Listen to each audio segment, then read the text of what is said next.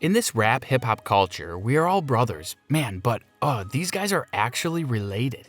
With all the success that Migos have experienced in the recent years, it's pretty mean that the group of all the success while being related. McQueen will be in Takehouse uncle, and Quite will be in Offset's cousin. It's safe to say the trio have been close since before forming Migos. The group was originally founded by Quavo in 2008 after bringing on his nephew and cousin. The group went by the early name of Polo Club. After feeling the name was too generic, the three decided to change the name to Migos. All three grew up close together, outside of Atlanta in a small suburban area, and they admitted to not struggling as hard as someone may make it seem. Quavo talked about growing up with this future group, saying, "I ain't going to sit here like my neighborhood was hard and I didn't get out there and grind. We made it harder for ourselves and we chose to stay in the streets." The first mixtape was released in 2011, entitled Joke Season, which then gave birth to another mixtape released a year later. Unlike a few rappers who enjoy success from the publication of their first tape, the three struggled to get attention early on. It wouldn't be until 2013, with the publication of their single Versace, they started to enjoy a following. The single had been produced by Zaytoven, and it managed to make 99 on the US Billboard Top 100 list. However, his greatest claim to fame came with Drake remixed and dropped a verse in the song.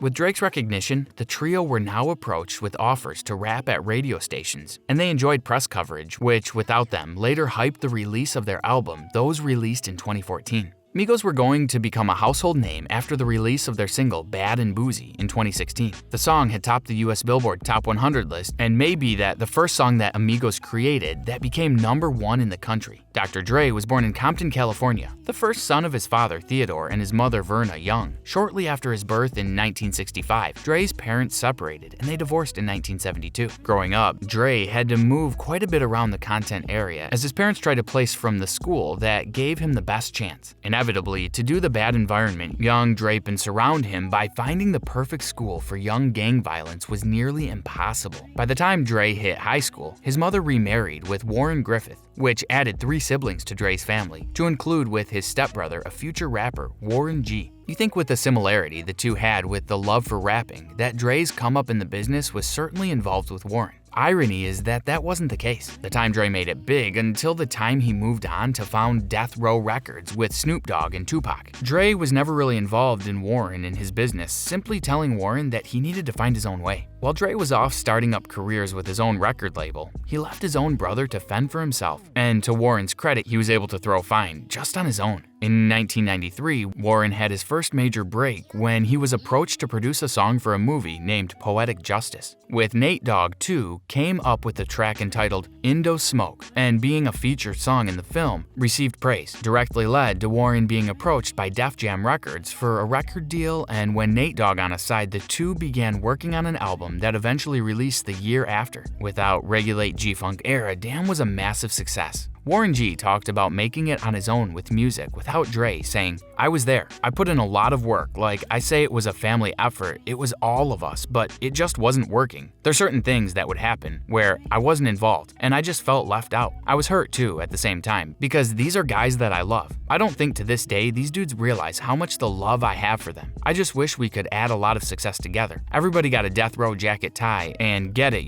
it hurt. I saw I just got to do my thing, and Dre was like, you gotta be your own man, so that hurt." Too born to a Vietnam veteran and singer for a father, Snoop Dogg's father basically abandoned him and his mother just 3 months after his birth in 1971. Snoop Dogg got the name from his family due to the fact that Snoop looked kind of like a dog character from Peanuts Snoopy. Snoop's mother eventually remarried shortly after his father's leave, but even her remarriage didn't last, so Snoop was around for 4 years. Snoop quickly took up music and rapping while in a church when he was just 12 years old. As a young teen, he was a good kid who was described to be a good student. However, with age, Snoop began to fall victim to the gang violence around him. His worst years with the law would take place shortly after graduation from high school, when Snoop was arrested for possession of cocaine. The one charge led Snoop down a downward spiral. With the 3 years after graduating from high school, Snoop became consistently in and out of jail until he finally found his focus in rap. Snoop eventually teamed up with his cousin Nate Dogg, Low Half Dead, their firm Warren G, to record homemade tapes. The four even got as far as to create a rap group named 213, which had been named as a nod of their city's area code in Long Beach, California. By the time he made it big on his own, he decided to leave the group to focus on his solo work and involvement in Death Row Records with Dr. Dre. His decision to leave the group effectively left Warren G and Nate Dogg on their own to make a name for themselves, which they wanted to do. However, unlike Jerry and Warren, who for the most part led entirely separate careers, Snoop still kept close with Nate and continuously featured them in a few of his early albums. Their relationship can be best summed up by the words Snoop had for Nate when he passed away in 2011 due to a stroke. Snoop said,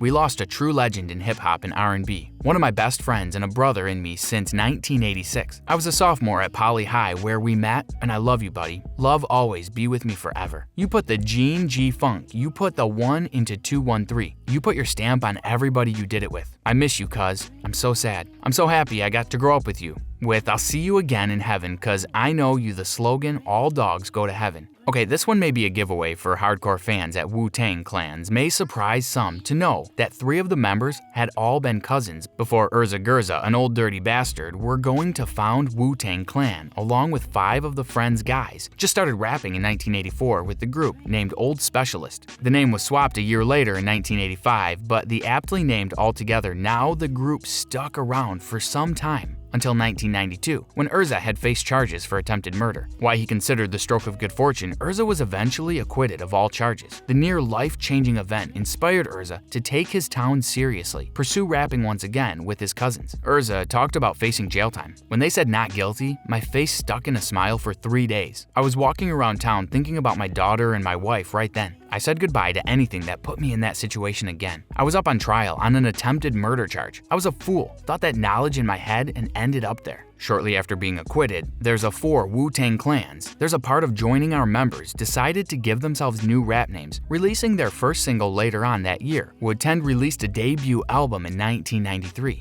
entitled after the Wu-Tang 36 Chambers. Being born on July 20th, 1999, Pop Smoke, or rather birth Bashara Barka, was born in Brooklyn, New York, with his ethnicity coming from Jamaica, from his mother, and paying him off from his father. Pop Smoke mostly identified with his mother's Jamaican traditions. Pop Smoke took up selling drugs in his early teens. By the time he was 16, he bought himself a BMW 5 Series. Like any criminal, Smoke's luck eventually ran dry when he's placed in house arrest for 2 years after catching a weapons charge. Smoke was going to start his career in music in 2018 while he hung out with other recording artists in the studio. When he made his music career official, Smoke aired with his name Pop Smoke because Papa was what his grandfather called him, while Smoke was his nickname that friends had given him. Just a year after he first started his career in rap, Smoke released his first single, Vocal, to the Party in 2019. Song was almost an instant success, and not so long after its initial release, the song had already been remixed by Nicki Minaj and Skepta. So it's getting big in the industry. Smoke went on to become friendly with some of the industry's biggest stars, most notably 50 Cent. Well, 50 Cent being double Smoke's age, Smoke looked at 50 Cent as an idol he looked up towards. In fact, much of the quick success Smoke received early on in his career, it's been compared to the quick success of 50 Cent. 50 talked about the first time he met Smoke when he said, "I met him, he was talking, I was like, yo, I'm watching him, right? He keep playing with his phone. These little play with their phone all the time, like you know what is wrong with this dude? Oh, it's a difference between a copying you that's not copying you. Never copy one thing for me. He just looked at you, saw what was good in it, and influenced him. He was doing his own thing. I fell in love with the dude at that point." The first encounter between the two that 50 Cent was in a shock. Never came across a rapper as young as Smoke who was so devoted to becoming better, he copied the words of rappers before him. Similarities in the quick pathway to success. Aside, these two rappers even looked almost like brothers and even acted like it. Since passing away in a tragic unsolved murder, 50 Cent has vowed to complete the album and his young friend's name sang on Instagram. "I'm on the move listening to Pop Smoke. I decided I'm gonna executive produce and finish his album for him." Let us know your thoughts on this in the comment section below. Also, be sure to hit that subscribe and notification button to stay up to date with all of our new videos. Until next time.